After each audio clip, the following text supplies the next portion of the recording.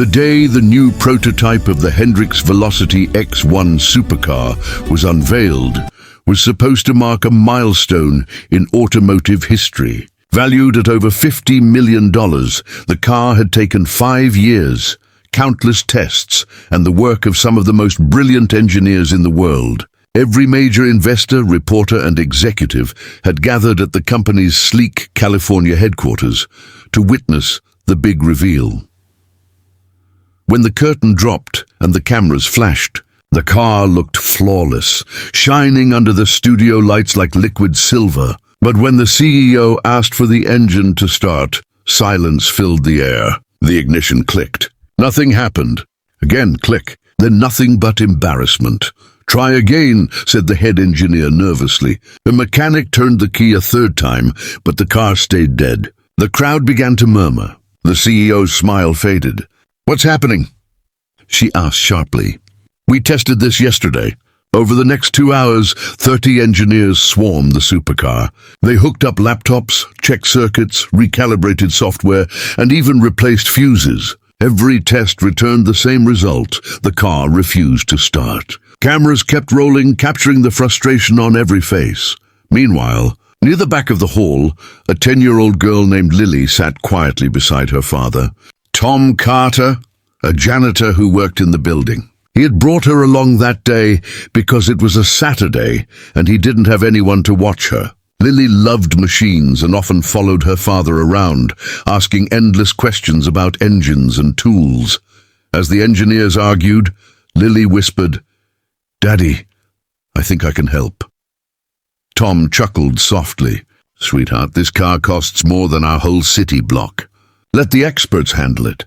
But Lily's eyes stayed locked on the vehicle. Something about the way the lights flickered under the chassis caught her attention. After another hour, the CEO called for a break. Most of the engineers stepped aside, exhausted and defeated. Lily slipped closer to the stage, her small footsteps echoing in the silence. Tom followed, trying to stop her. "Lily, wait." But she was already kneeling beside the car. One of the technicians frowned. "Little miss, this is not a toy." She ignored him, peering under the open hood. "Did you check the thermal regulator?" she asked innocently. The man blinked. "What?" Lily pointed at a tiny copper wire near the cooling system. "It's inverted. The current can't flow through, it's backwards." The room went silent. The engineers exchanged puzzled looks. One of them grabbed a flashlight, leaned in and froze. "She's right," he whispered. Tom's heart pounded. "Lily, step back," he said softly. But before anyone could react, the head engineer crouched beside her, inspecting the connection. "How did you see that?" he asked. "It's barely visible," Lily shrugged.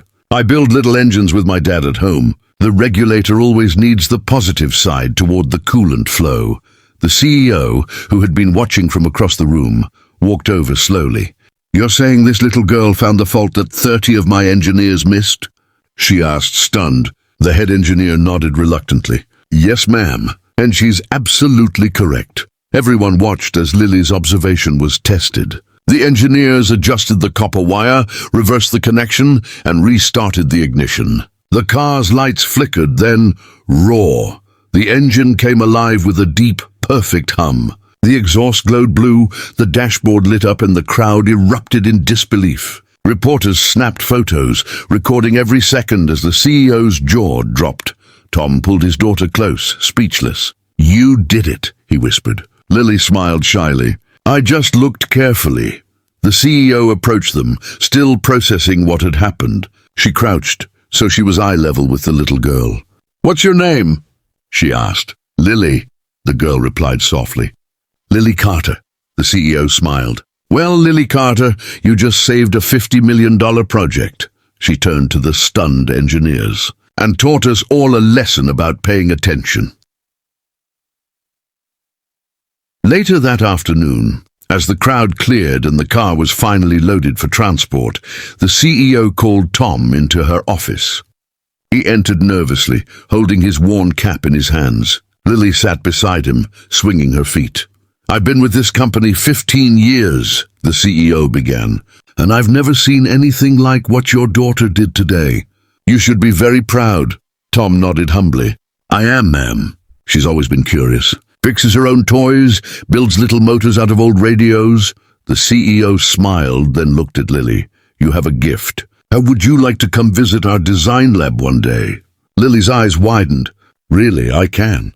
Yes, we'll have our engineers show you how we work, and maybe you can show us a few things too. Everyone laughed softly. But then the CEO turned serious. Tom, you've been working here quietly for years. I read your file. You have an engineering degree you never finished.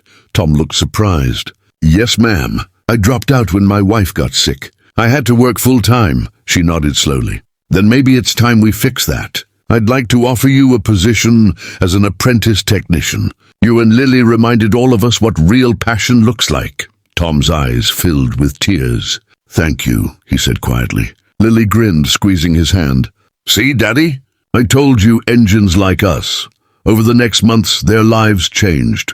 Tom began training in the design department, quickly proving his natural skill. Lily became a small celebrity inside the company, her photo on the bulletin board under the caption, "The Girl Who Fixed the Velocity X1."